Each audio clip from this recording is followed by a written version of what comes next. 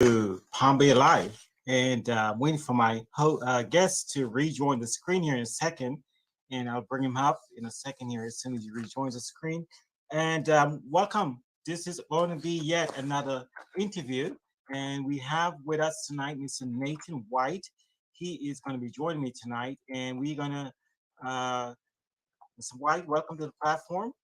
Thank you for And having me. great, great. And you sound good, and your sound is good, and so we're ready to rock and roll. And we have an audience tonight, and audience, as you come in, please like and share the live to your neighbors, your friends. Mr. Nathan White is looking for your vote, and he's here tonight to tell us about himself and why he's running for office. And I have a plethora of questions ready for him, and I know you have your questions too as well. So either as you come on and you have your questions, you can drop them in the comments.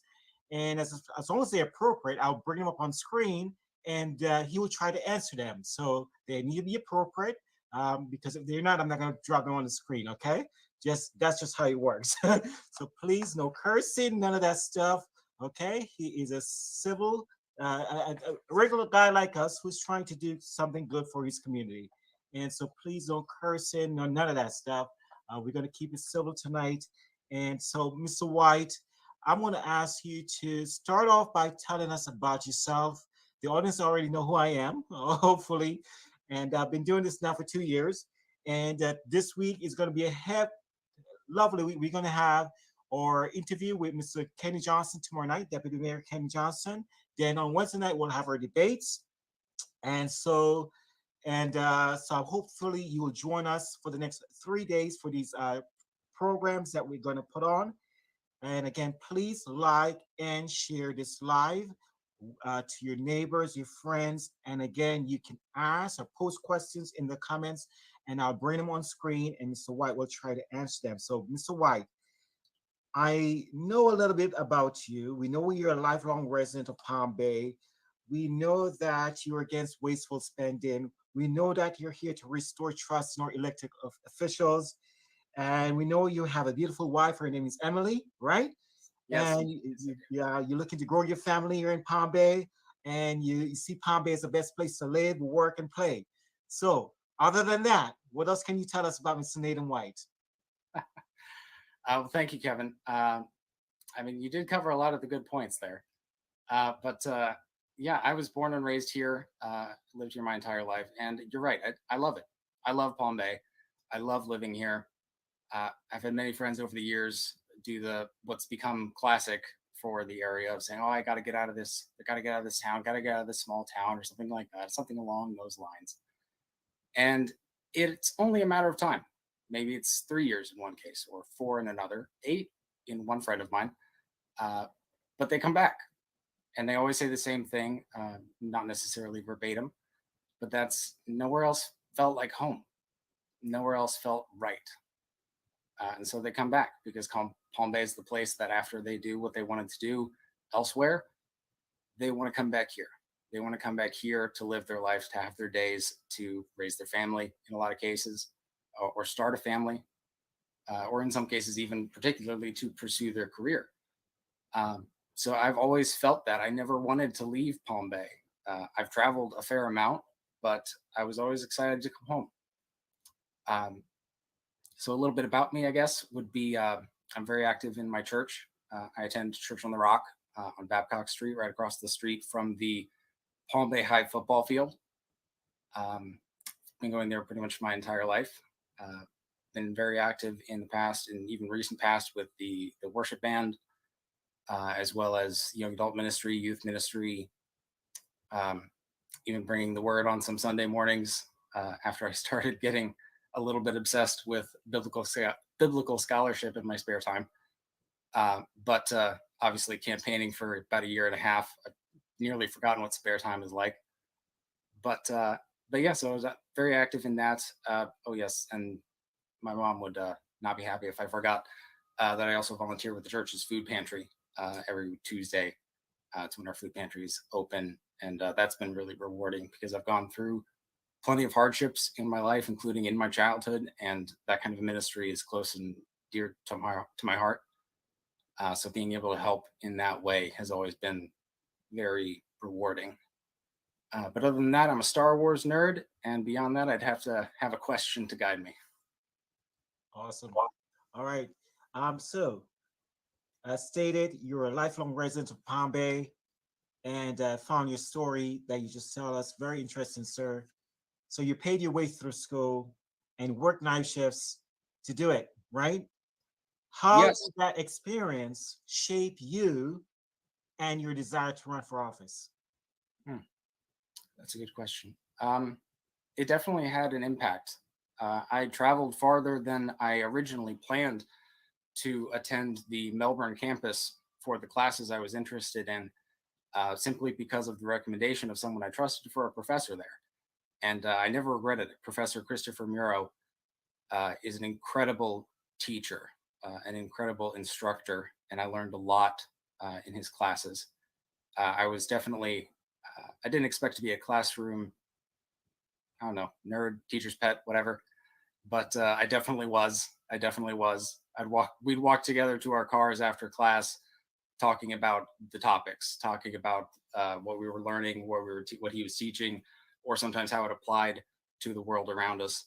But I just found it immensely fascinating, and it taught me, especially the state and local government class that he taught. It opened my eyes to how much more important state and local government is than even federal and national. How much more it affects your day-to-day life, your home, your lawn, your fence, Mhm. anything of that nature, and beyond. And that's what opened my eyes to paying much closer attention to that closer circle of government, so to speak, that lower level municipal government, especially. And it really started me down the path of paying attention, leading to getting involved, leading to getting upset, as most people do, once they start paying attention to politics in one way or another, in one place or another. But it definitely planted the seeds that led to the conversation with a friend of mine saying, complaining as we all do about something that was going on, and them asking the question, "So, what are you going to do about it?" And the longer conversation had after that led to my wife and I talking about it and praying about it for around 6 months before we decided that we felt like it was the right thing to do, even though we knew it was going to be hard to run for city council. Okay. So Nathan, you never had an elected position before in government, right? You never Correct. served on any boards that I know of. Not Uh, not before the last year and a half. okay. So do you consider this a liability or an asset? Neither. I think depending on the circumstance and depending on the person, it could definitely go either way. I know there are plenty of people that their service on boards may have prepared them. In fact, some of them, looking at them, I'm holding off because I'm too busy right now having the conversation with them, that I think they might be a good fit for council one day. Not sure what day that would be, but planting that seed as well. But for me, I think it was a bit of a benefit because I was able to look at the system as it stands without having that tainted, seems like a strong word, but I can't think of the alternative. Having it without having it tainted by the excuses and the reasons that are often thrown about as to why things are the way they are, that often keep things as the status quo, inevitably boiling down to some version of, well, that's not how we do this, or, well, this is just how we do this. And then saying, of course, having concerns dismissed because you say, well, you just don't understand. So coming in, I paid very close attention, and I learned as much as I could, and I read as much as I could. Going through the budgets is a tedious task, hundreds and hundreds of pages of confusing words and large numbers, but I was determined to know what I was talking about. Right. And doing that allowed me to see that I think that there is a better way of doing things in a lot of these areas, Okay. a way that's informed by normal everyday living. I'm going to get to some of the viewers' questions. I'm not going to, so audience, I'm just going to take them one by one and then immerse them with my questions, my line of questions. So I'm just going to scroll up here and let's see what's the first one is. One viewer commented that it's a bad timing for this interview because it's conflicting with the governance debate, but local politics are so important, so we need to get fit this in. So one viewer said Nathan White has his vote, all the good stuff. So yeah. All right, so let's go to this question right here. It says you have less education than some of the kids on the youth advisory board. What qualifies you to make decisions and such complex issues and massive budget of Palm Bay when you have only worked at a gas station and a UPS store? Is that true? No, not quite. Okay. So let's see. Going through some of my other work experience, my previous job right before coming to the UPS store that I manage was actually the head of business development for a small AV design firm in Orlando. I say we. I was not. I was actually the only non-engineer in the company. That's how dedicated they were to the craft. But we designed and built audio systems, sound systems for ride vehicles for theme parks. And I managed business development for the company for a couple of years, garnering I forget the exact number, so I don't want to be wrong, but it was in the low millions of contracts for the company, which to me felt like easy work because they did incredible work. So selling it, so to speak, felt natural. But that is just one of, and I won't, I feel like it's odd to go through the whole list. I could, but there would be two other jobs that weren't listed in this comment that I also have held in my time. Yeah. And as far as having less education than some of the kids on the youth advisory board, I think that's fantastic. That tells me that the kids on the youth advisory board have been able to, have the time and opportunity to get that education.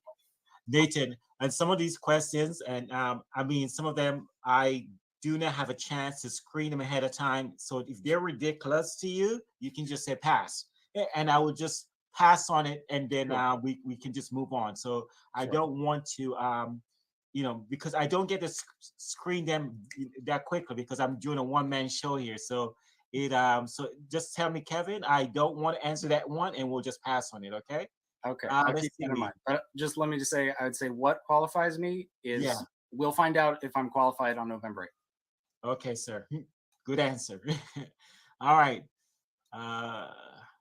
Somebody says city council is a great place to start his political journey. Okay. And all right, let me ask you this. One of the things that has been going around right now in the public sphere has to do with this golf course. And so this question is jumping out. And what are your thoughts on the abandoned Rangers golf course? And my 2 cents on it is, do you think that the city should step in and buy that golf course? Okay. I'll come to yours second, and I'll try to be brief because I know that occasionally I can go on. My thoughts in general, I'm afraid I wouldn't, if I was on council, I wouldn't speak on it. If I was on council with the amount of information I have at the moment, I wouldn't feel comfortable speaking on it just yet. So I preface this with, this is a lot of hearsay and some opinion mixed together. But from what I've seen and what I understand of the situation, it is rather tragic, especially for the Bayside community. The large number of people that bought their homes there, a lot of them intending to spend their final golden years there on a golf course, because that was the dream that they've had for a long time. To have that pulled out from under them is sad enough, is tragic enough, without the fact that on the top of that, the situation being presented would be, instead of that golf course, we're going to put 300 to 400 homes right next to you, even though some of those lots, their back porch is about a foot away from the line, and that was fine with the golf course. It would be very awkward for a house to be there. So it's a very bad situation, and it's a very touchy situation, because you have to balance the situation of what is best for the community. Is it being handled properly by the owner? And also being very careful to respect property rights, because despite the fact that people can do bad things or negative things with their liberties, that doesn't necessarily mean you can take away those liberties. Those liberties are extremely important. So you have to find a way to find that balance in any given situation. As far as your question, uh, sad to say it, but absolutely not. There is not I don't believe the city owned golf courses in Melbourne turn a profit. I'm not sure of almost any government owned and run business or business type thing that turns a profit. I believe it would be a huge drain on the city, and it just wouldn't be the right move. It would be tragic to see the city try to swoop in like Hero and buy it and make it a city golf course, only to have the city have to do the exact same thing a few years down the road. Okay.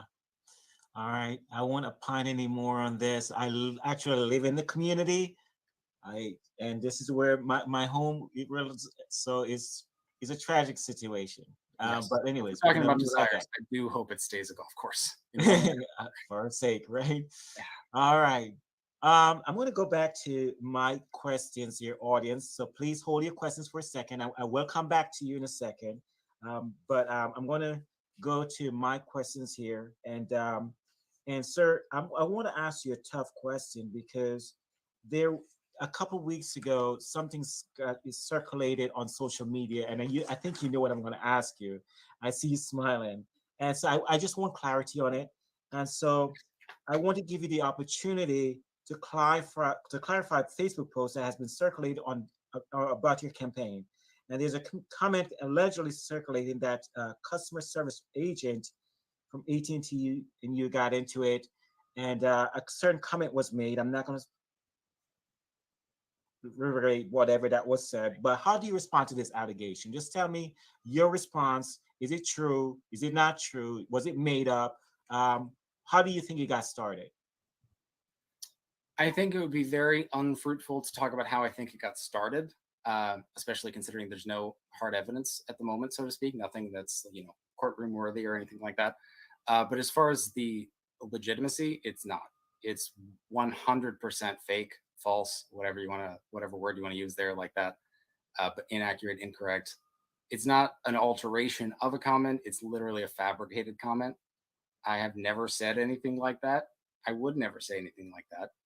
And in fact, on some of the posts in some of the groups, some of the groups that this has been shared in, some of the people that were in that comment thread 5 years ago, dropping comments elsewhere in the thread, have chimed in themselves to say, I was there, and no, he didn't, because it's not comical, because this is a terrible thing to say about somebody, Mm-hmm. and a terrible slander to spread around, but it is funny in the fact that anyone thought it would be believable that someone who's been in ministry, in customer service, and just all over the place, and in the same city his entire life. So there's plenty of people that know me, at least peripherally, that the one time in my documented history that I would suddenly decide to be racist would be while dealing with a cable company.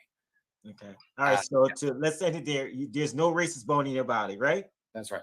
Okay. Let's move on because I have a lot more questions for you. So and the night is young. The night is not young, rather. Okay. Local economy, sir. Let's start there. Employers all over Palm Bay, including Palm Bay, rather, have been faced with shortages, including City of Palm Bay. As you can see, if you go to the city website, you can see there's a lot of job openings. So, what do you believe the city needs to do to retain and attract um, work, workforce that is going to stay and grow with us? I would say the primary thing that needs to be done is refocusing our priorities as far as how the city is growing.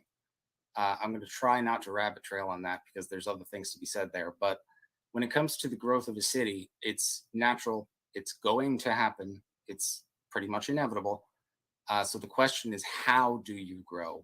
To some degree, where, but especially how. And I think Palm Bay has been growing rapidly and in an ill-advised manner. I Okay. believe we need to be focusing in, and this has been said before, we need to be focusing in on commercial base and not just any commercial base. I'm gonna take a hot take here and say that we don't need any more Dollar Generals. but we do need more tech jobs.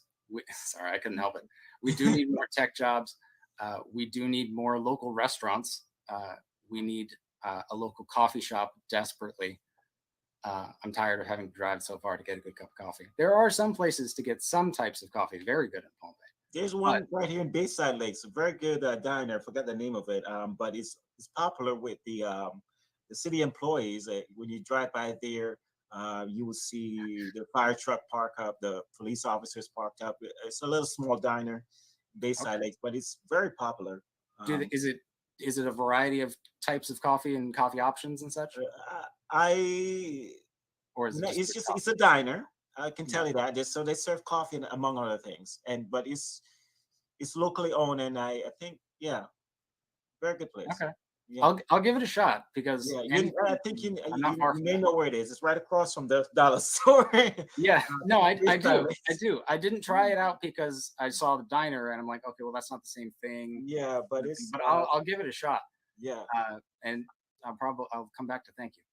yeah. But No, yeah, I think we need to be refocusing on the commercial base and a specific type of commercial base, not uh, not Dollar Generals, but again, local restaurants, locally owned small businesses, especially, mhm. and on the opposite side of that spectrum, tech jobs.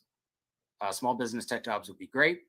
They're less, they're But how harder to do get we sometimes. let's refocus that question because Sure. I'm more concerned with the employees of the city who are we don't have that workforce there. I mean, the and the pay as well to retain them is not good.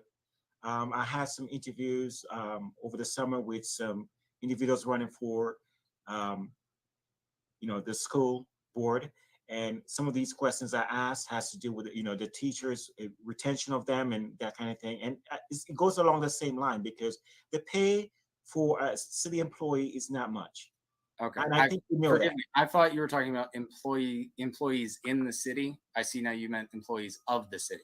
employees of the city, sir. Okay. I got you there. Sorry about that. That Um, yeah, so getting and retaining employees of the city. I think there's some severe restructuring that needs to be done.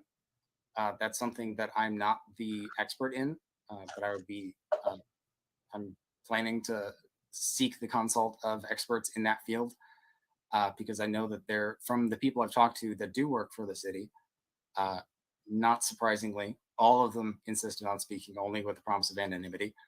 Uh, that there are a lot of administrative problems in various departments, in various levels, and a lot of the things that I hear could be summarized in the people on the ground are great, the people upstairs 50-50. And I think that that has a real effect. I think we have some incredible employees, some amazing top tier, forget about the city, talking about the state quality of employees. But we need to properly elevate and properly reward those employees and provide correction, or if necessary, if absolutely necessary, replace those that would drag the system down, that would drag those good employees down as well. You don't want people on the ground doing the work being, to use a strong word, any form of abused from above. You need to reward hard work and quality work. So I'd say some restructuring in the administration, most likely. okay. All right. So you already had started talking about the workforce in general. So let's go there. Um, how do we help the workforce that I mean, whether it be Harris, L3 Harris, or those big other companies that are here? How do we help them out in retaining good workforce for the companies? Because one of the things that and always been a problem that I always from since I've been doing this thing, I've been hearing from members who are running for council or commissioner seats is that well, there's not a nightlife atmosphere in the city of Palm Bay. There is not a night, but yet it's in Melbourne, or there's nothing here to retain them, And then do you hear about we're going to create something, but nothing ever happens. So, what are you going to do to advocate for stuff like that in the city of Palm Bay? And also, while you're answering that, please also talk about the live-in affordable housing situation as well. Sure. That's a big thing to add on. I know, but try to summarize it. Sure. Yeah. Sure. Um, well, there was a lot there, so I'm going to try to pick on parts of it, so to speak. The nightlife, I think we've all heard that request or that complaint pretty often, and it is something that it has to be handled a little bit carefully. There is a type of nightlife that you kind of don't want in your city, but I think the main thing that would need to change to be more productive towards that goal is forward thinking, planning ahead. We've been talking about having a downtown for decades, and nothing has materialized. And the closest attempts are not even recognizable as an attempt, really. So I would say planning ahead. There are a couple places in Palm Bay where I think one would fit quite well. Uh, there were three, but one of them got a car wash approved in front of it. So that probably killed that dream, unfortunately. Um, and again, actually, if you got forward thinking when it comes to that kind of thing, you can't just keep saying that you want a downtown without doing anything to get it, which we haven't. If you're going to approve rezoning 10 times a meeting, every meeting, uh, seemingly rather haphazardly, including lately, the trend seems to be car washes. We're going to have our pick in not too long. There'll be one on almost every corner. But see, planning ahead, if you want something, Nathan, not to cut you off, sir, but I have to ask these tough questions because I need to ask you this. If you were to get on the dais, what would you do? What would a Nathan White do to go out and bring in, attract new business to come in the city of Palm Bay to say, listen, let's create this zone wherein we can create these possibilities to have these long lasting uh, business that attract this kind of atmosphere? I mean, what would you do? That's a good question, and it's something that I didn't. It's something from my work history that I didn't expect would apply so much. But talk to business owners, talk to entrepreneurs in the broader area. That was what I did with business development a lot. When it came to these projects that we worked on with the company, we didn't have something to go and sell them. We didn't come to them and say, "Hi, buy our product." We had to build a reputation so that when they had a project, they came to us for the service that we provided that could be used in that project. So we had to build that relationship of, we are the people you want when you get to the point where you're going to do this, or when you have that thing come up, or when you want to do that. So I'd be talking to entrepreneurs. I already am talking to entrepreneurs and business owners in the broader area in Melbourne, in West Melbourne, farther, about the possibilities for Palm Bay. That conversation always starts with a shrug or a cynical chuckle from the person because, oh, build something good in Palm Bay. Unfortunately, and it's pretty well known, we've become a bit of a joke in that community, in a fair number of communities, unfortunately, because of our inability to get things done, including especially a downtown or a nightlife. So talking to those business owners, building that relationship so that when we can get to the point where we say, remember what we talked about? We found a spot for it. We found a place that would fit all of these things. And also we've talked to you, and you. And that combination of businesses sounds like a dynamite combination for a nightlife. All right. So I want to get back to affordable housing here in a second. So I'm going to take one or two questions from the audience, and so they don't feel left out, because this purpose of Palm Bay Live is all about them. That's the reason why I founded this thing. So it's to make sure that their voice gets heard. So give me 1 second. Let me scroll up. Audience, bear with me. Again, if your question is not appropriate, I won't put it on the screen. So don't hate me, okay?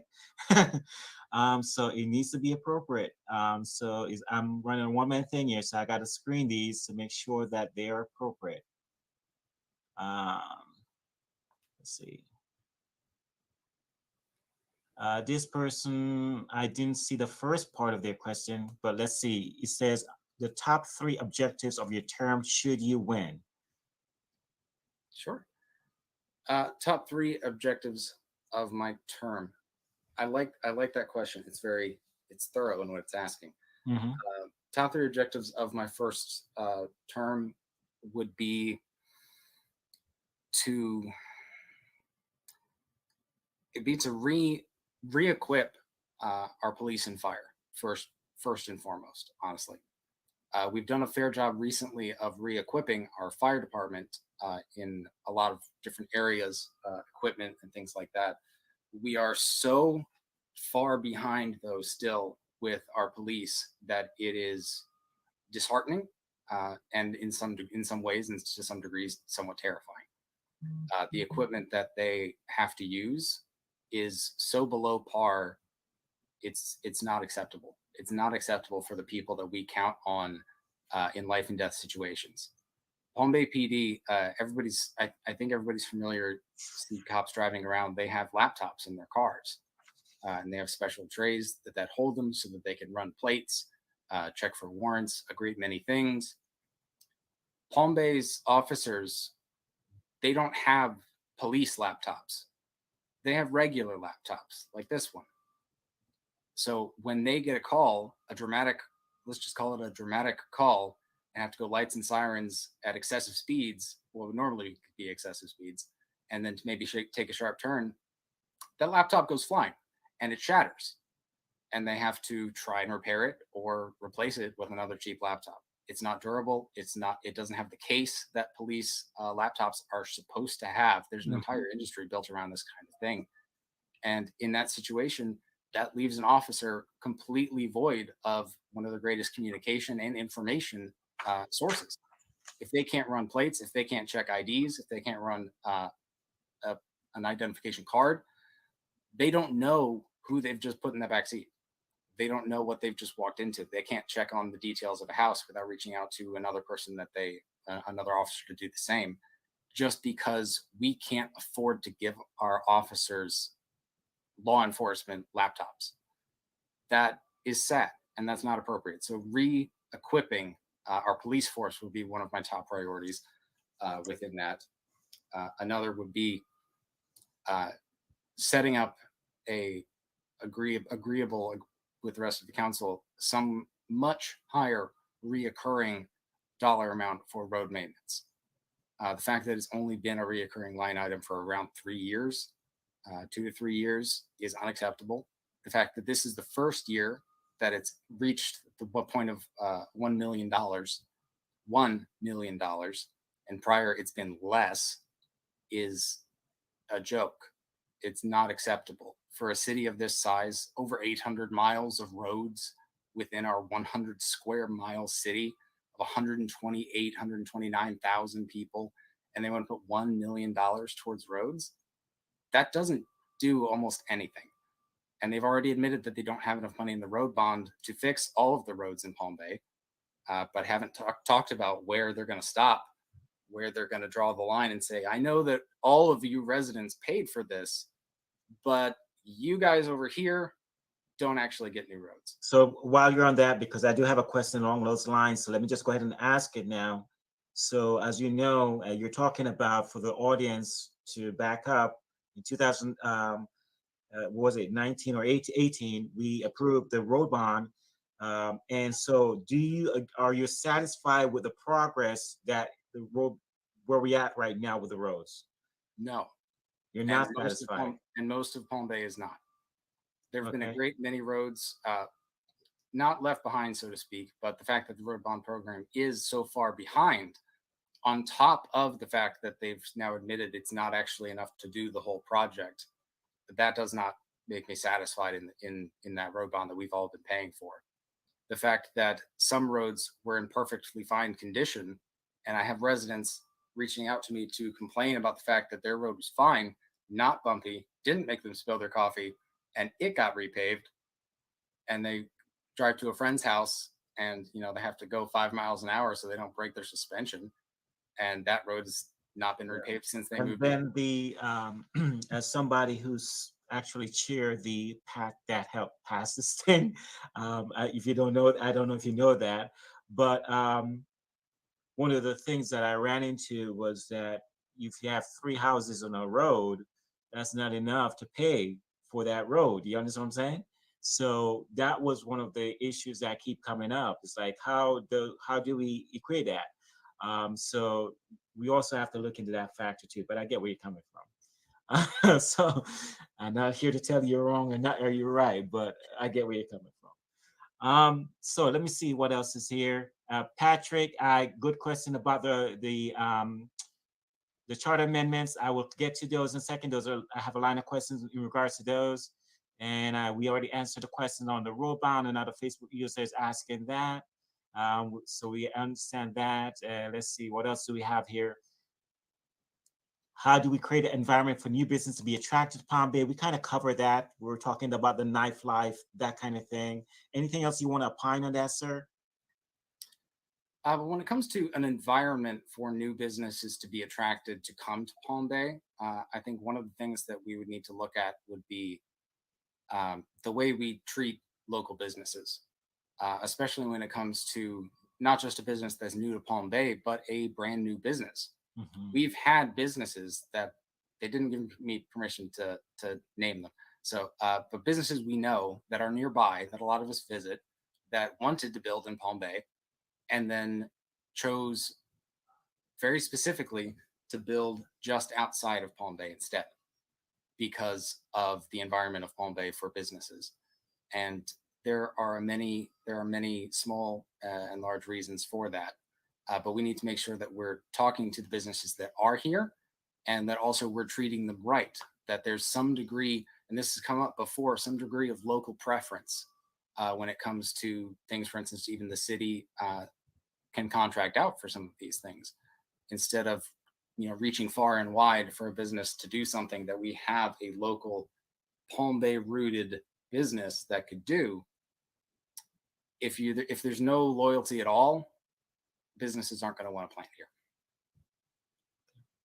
I didn't have this as one of my questions, but I want to ask you, what do you think? What are your thoughts on the Bayfront Redevelopment Agency, the BRA, over there? What do you think?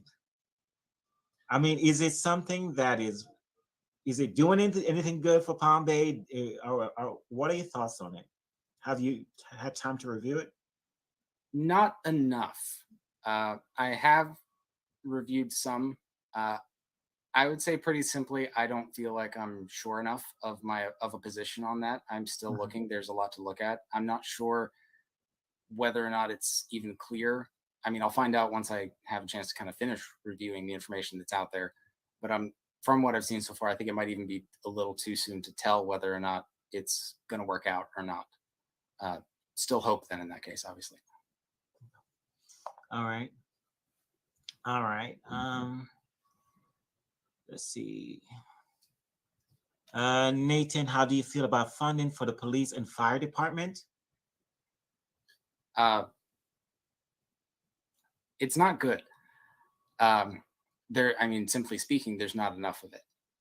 And also, not just throwing money at a problem, but there are specific things that need to happen. One thing that I'll say specifically, and I don't mean to leave out fire, but just for the sake of time, I'm going to pick one example with the police department. The more I've learned about their situation and what they've gone through in the last 10 years, they have done what the entire city of Palm Bay probably should have done.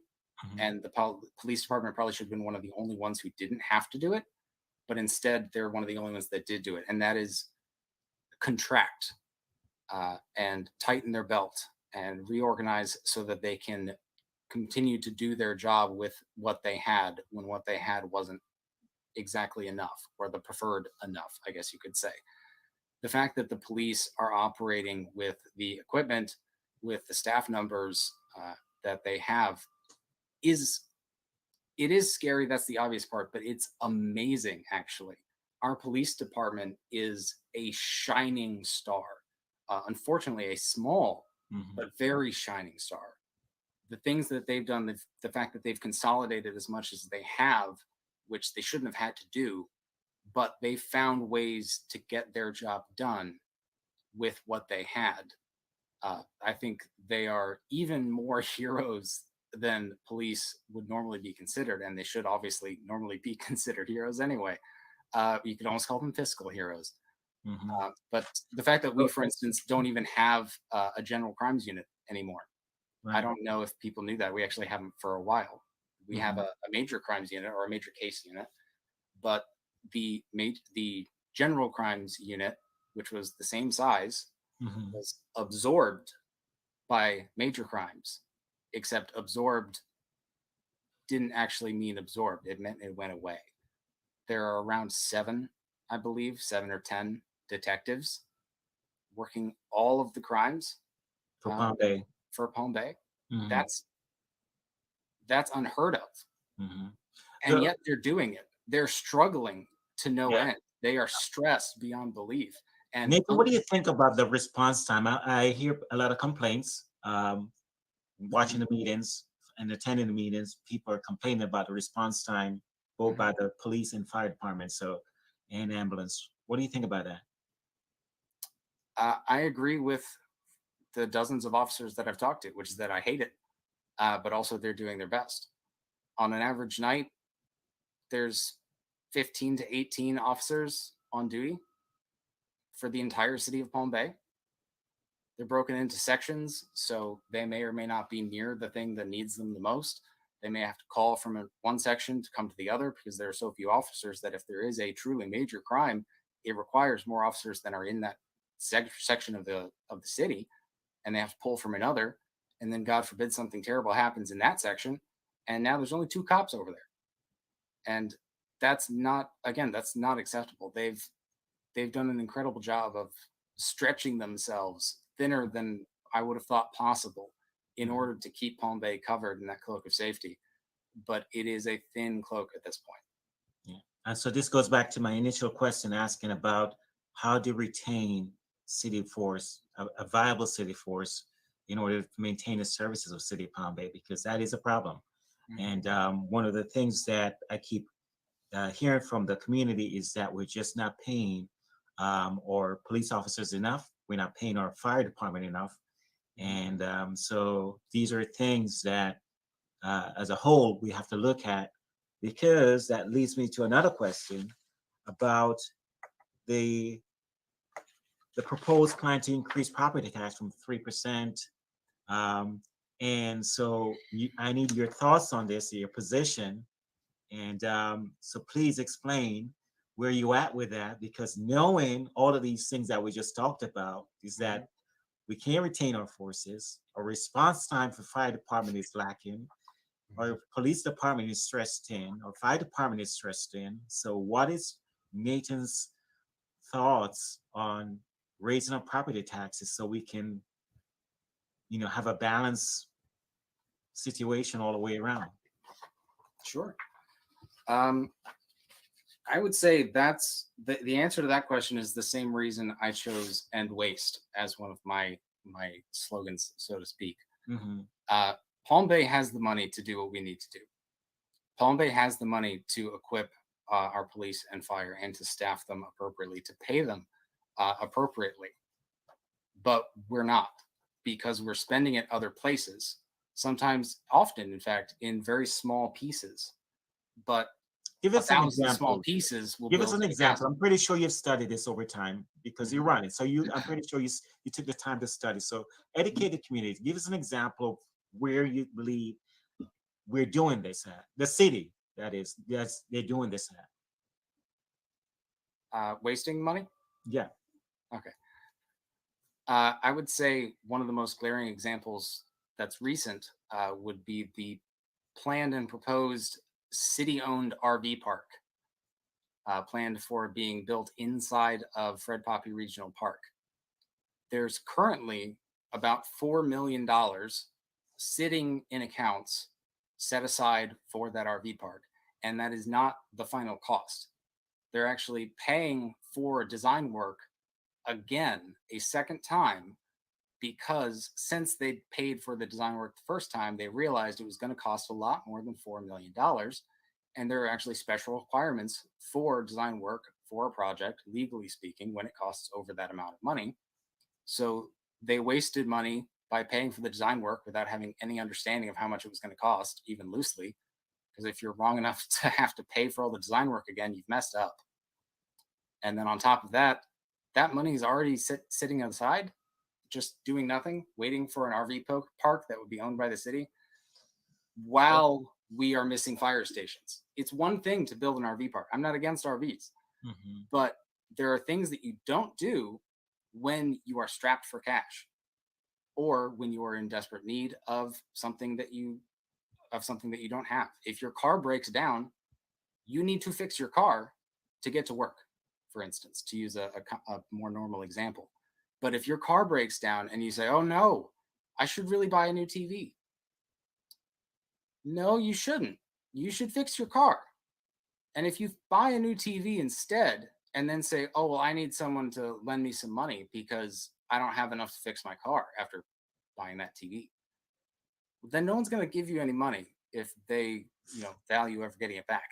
All right, thank you for that example. Let's keep moving because there's another thing, because I think I was listening to a city council meeting a couple of weeks back, and I think across the street or something like that, they're looking at doing, developers planning to do something similar, right? I think. Yes. Do you remember that? Three Forks. Yeah. That's something similar. It's going to be coming in that vicinity. So. Yes, I believe technically speaking, theirs would be an RV park, and I think the cities they're saying, I think someone corrected me, the cities would be an RV campground, not an RV park, although the RV campground would be inside our park. So I'm not sure of the difference there. I'm not sure if the difference is super important, but yes, that would be directly across the street. Yeah. Okay. All right. Let's keep this conversation moving. So I'm just throwing things out there. I'm not saying I disagree or agree. I just want to make sure the community eyes are open as to what is happening. And I'm not telling you my position. We're just having a conversation, folks. And it's a good conversation to have. All right. Let's keep it moving. Nathan, I know there's plenty of questions here. And folks, if I don't get to all of them, please forgive me. But I do have other questions here for Nathan. And I know some of these questions are going to be popular with the audience as well. We already talked about the possibly downtown situation for Palm Bay, so I'm going to skip over this question. But let's go back to a more controversial question, and this has to do with State Representative Randy Fine. State Representative Randy Fine. So you've been endorsed by Mr. Fine, right? Yes. And he has been in a public battle with Deputy Mayor Kenny Johnson. And so he has labeled him a pedophile. He has labeled him a rapist. He has accused him of sabotaging you on social media. So do you endorse the language that Representative Randy Fine utilizes on social media when attacking the deputy mayor? And will you ask the Representative Fine to stop with his rhetoric at any point in time? That would imply that you think I haven't. But well, I mean, I don't know because I don't know what kind of conversations you had with him. Fair enough. Allow me to explain. I don't endorse in particular anybody's, especially social media presence. I think that communication has broken down pretty widely throughout not just politics, but the world as a whole, and it's not seen anywhere more than social media. So when it comes to name calling, I'm not for it. When it comes to accusations, that's, unless I'm named, that's not something I want to dip into because I don't think it's appropriate. Honestly, because even if there's proof of something, then it will be proven. And if there's not proof, well, then it's still uncertain, and I'm not going to dip into that either.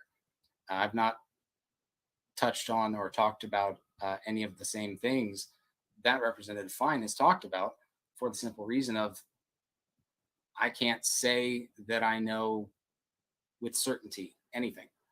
I can't say with certainty that I know one way or the other or some strange and particular middle road. I endorse what I say, and I stand by what I say. And I don't think even if I win in November that I would be exactly in the place to tell State Representative Randy Fine what to do. And just based on his social media presence, I don't think that's ever worked.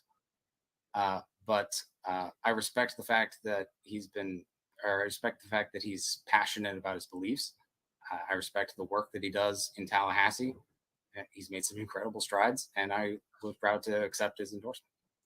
But one time that Nathan, that I mean, with all due respect to Mr. Fine, that one time he wanted to pretty much wipe us off the map, right? As a city, you know that, right? Yes, I do. In fact, we had a long conversation about that. I can't say I talked Still, about it you still exactly. accept his endorsement? Yeah, no, I do. He's not trying to wipe us off the map in the military term, or in the military way that term is used. I believe if we're talking about the same thing, if I'm recalling correctly, we were talking about structuring of municipal and local governments and the different levels that exist and how long they've existed. Kind of a really deep dive into the concept of like home rule and things like that. Breaking into the fact that cities are actually a substantially newer concept when it comes to government than counties. So those comments, from if they're the same things that I'm thinking of, we're talking about somewhat, I believe, in jest, going back to that method of just county levels as being the lowest level of government. But no, I don't think he's trying to do away with Palm Bay. You don't think so? I don't think so. What about his tactics of blocking his constituents on social media when he don't align with their beliefs or what they're saying? Do you agree with that tactic? I've not seen an example that would fit that description. I've seen some of the things that were said by people before being blocked, and can't say that I disagree with the decision in some of those cases. You mentioned with this discussion, this interview, that there were questions posed that might not go up there because they need to be appropriate. And yeah, I mean, I don't want anybody cursing at you or anything like that, or I'm saying, so that's not the basis of my platform. So I don't want anybody put in stuff that is, that's outrageous. You get what I'm saying? And that's wise. Yeah. And that's wise. And it's also, when it comes to the idea of blocking constituents, one of the problems you run into is Facebook is not a government platform. It's not the main source of communication with your state representative or any other form of government. So it is not like you're blocked out from the system as a whole when that happens. And also with Facebook, you don't know that that's a constituent. Mm-hmm. There are so many fake or to some degree false profiles. Someone says, "Oh, I'm in your district." Well, right. Then why does your thing say you live in another state? And then it changes, or right. Your profile picture is a fish, and your name is not an actual name. I just want to get because I know these are some of the comments I'm seeing in the thread right now, and I'm not going to put them all up there because I see them asking about this, and I already had my question ready. So I just hopefully answered everybody. Hopefully you have answered everybody's question, and you have put their minds at ease where that is concerned. And yeah, so if you need to get with Nathan more on his views on where that situation is concerned, contact his campaign and let him answer. But I'm done with the line of question where that is concerned. I think he pretty much answered my question. And so I'm going to move on. So let's get to the amendments, Nathan. One of the amendments on the table is to increase council members' pay. Do you agree with this? Nathan, you froze. Ay. Oh, we're back. You there? I'm here. Yeah. Are you here? Okay. Yeah, you froze for a minute. I was gonna say, right. I could still hear you. That was odd. Yeah. Okay. But no, I don't agree with it. You don't agree with it? No, I'm not saying that what we have now is the golden standard that all should strive for when it comes to council member pay. But I think there's debate to be had. There's a discussion to be had about it. I don't think that this is the right option or the right time. At a time when so much of the city is so unsatisfied with the things that have been happening in their local government. I think it is tactless to simultaneously ask for a 100% raise, a month off, and double the signatures from citizens if they want to do an ordinance by petition. I think the combination of those and some others of these charter amendments put together, I don't see how they can be anything aside from insulting. Okay. All right. So I'm going to ask your positions. You know the charter amendments. Let's start with the first one. Charter amendment, referendum number 1. This charter amendment is governing compensation of the mayor and city council members. We just answered that. Where do you stand on referendum number 2? Charter amendment governing the employment of current and former elected officials by the city. I'm for it. I'm a little confused by it, only because for one, there is a rule on the books for that already. 2, the primary or most obvious change in this amendment is changing it from, or making it to include both current and former instead of just one or the other. That I agree with as well. The fact that a large amount of the other wording in that portion is also changing. Mm-hmm. I'm not sure why. And unfortunately, with everything going on in October leading into November, I haven't had the time that I would have liked to take the deep dive into that, so to speak. I find it odd, but I'm not sure what's going on there or what the reason for it is. I haven't found an answer, so to speak. But so I would say, unless I find that answer and it's not good, then I would say that I'm for it. Okay. Okay. What about referendum number 3, sir? This one is given or talking about the governing process for filling vacancies on the city council. You have to ask. What are your position on it? I'm thoroughly against it. Okay. And I think the majority of Palm Bay is, as was evident by the drama that took place leading us towards our March special election. I think Palm Bay residents want the right to vote for their elected officials, and that elected officials should remain elected officials, not appointed. And just so the public knows, one of the things I was hoping to do tonight before we got on the live with Nathan was to do a panel discussion with some of the individuals who sat on the charter committee, but unfortunately, because of a work conflict, I wasn't able to pull that off. I had to cancel it. So yeah, we keep it moving. Where do you stand on referendum number 4, which calls for 2 city council meetings each month, except for June?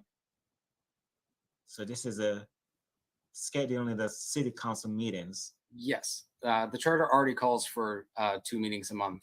The difference with this one would be losing some wording on special meetings, which is odd, but giving council the month of June off.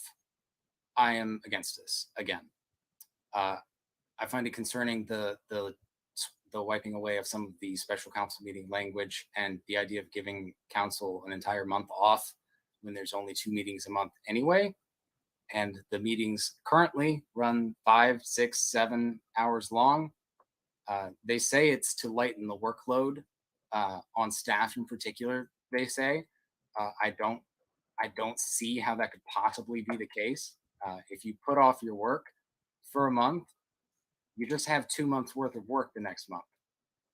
So I don't see it being practical. I don't see it achieving the goals they want, and I'm not for it. Okay, that's his position. All right, referendum number 5, sir. This charter amendment is governing process to adopt or repeal ordinances by city petitions, citizens petition.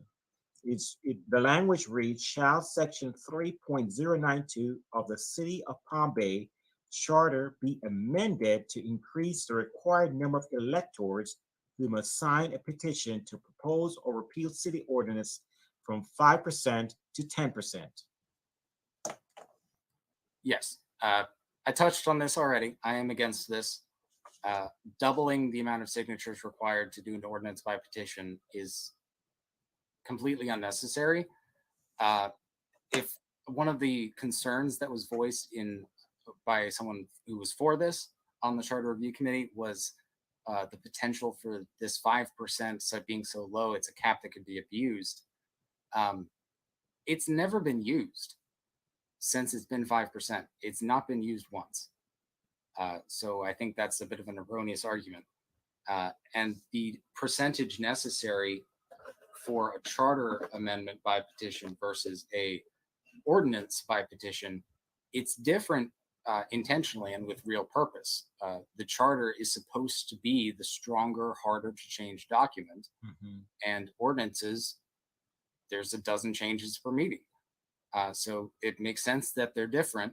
And with a city the size of Palm Bay, again, 129,000 people, 89 or so thousand registered voters, 5% of the population, getting signatures from 5% of the population, that is no easy task, as evidenced by the fact that it hasn't happened yet. And doubling it is unnecessary, and it further distances the people from their own governments. Okay. All right. Where do you stand on referendum number 6? This one has to do with charter amendment related to pronouns used to refer to the city manager. Yeah, no problem with that at all. I looked through it. It's straightforward. It's every time it says he, they switch it to he or she. No problem with that. All right. Number 7 has to do with determining the winner of a council member election in the event of a tie. This would call for a runoff election. Could you repeat that? This charter amendment is related to determine the winner of a council member election in the event of a tie, I believe. Oh, yes. Again, I think it's more. This one's more clerical, more of a clarification, so to speak, of the wording. So I'm for this one. It's not really a major change. Okay. All right. Number 8. This is related to limitations on cities' ability to increase ad valorem taxes. Deeply upset at how that ended up being worded on the ballot, to be completely honest. Right. It feels deceptive in its language, because what it really does is it completely gets rid of the 3% cap on property tax increases. It takes almost an entire page of text down to a single sentence. The council has the ability to tax. The people voted in that cap not long ago, and by a lot, a 70% margin or so, they want this. I was very clear. The fact that it's been in existence now for 5 budgets, 5 budgets or so, and it's been broken half the time. That says something to how much the city government is listening to the city residents. So requesting to take it off because they can't seem to manage to respect the will of the people in the first place. So they're asking the people to change their will. That's not how this works. Well, Nathan, it's been a pleasure having you on this platform tonight, sir. And we're going to be having you back on Wednesday night for a debate with Mr. Kenny Johnson. That should be fun. There's a lot of public interest where that one is concerned. I've prepared a lot of questions where that is concerned. And what we will see is that I will be sending you an email, you and Kenny, tomorrow about the debate rules so that we were clear on how we're going to be doing that and you guys can be in agreement. And I'm going to be putting a little twist to it. So it's going to be fun. Yeah. So look forward to a lot of folks telling your neighbors to join us on Wednesday night. The moderator will be Mr. David Jones. He'll be coming in again to join us. I can't talk about the twist yet, Patrick, because they have to agree to it first. So I can't announce something that they don't agree to. So I have to send them an email. So I'm assured that they agree to it I'm sorry you're not happy with the interview, Patrick. I think the interview was fair. Do you think the interview was fair, Nathan? It was pretty good. Yes, it was pretty good, pretty interesting. I have to ask these questions, and it's not about whether or not I agree with them or don't agree with them. The questions come from the public as well.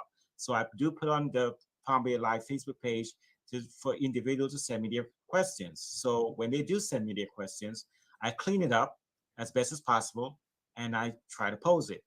So the questions are not just from me; they're from the community as well. So, this is something that I do to ensure that the community also has a voice. Um,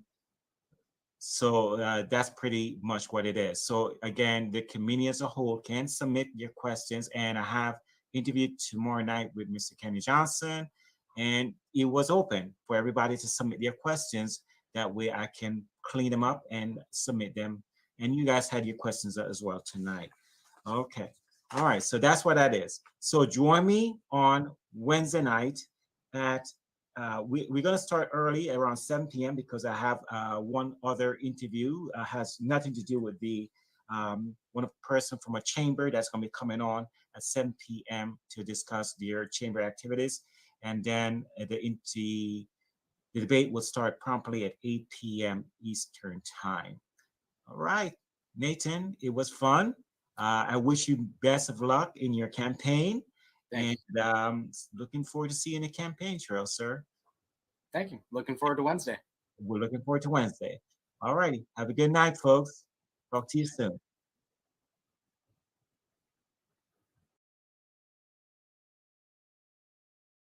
Can the president require 100 million Americans to get vaccinated or lose their job? I certainly think so. Charlie Chris believes your child should be required to get a COVID vaccine to go to school, and you should be required to get a COVID vaccine to keep your job. We should have vaccine passports.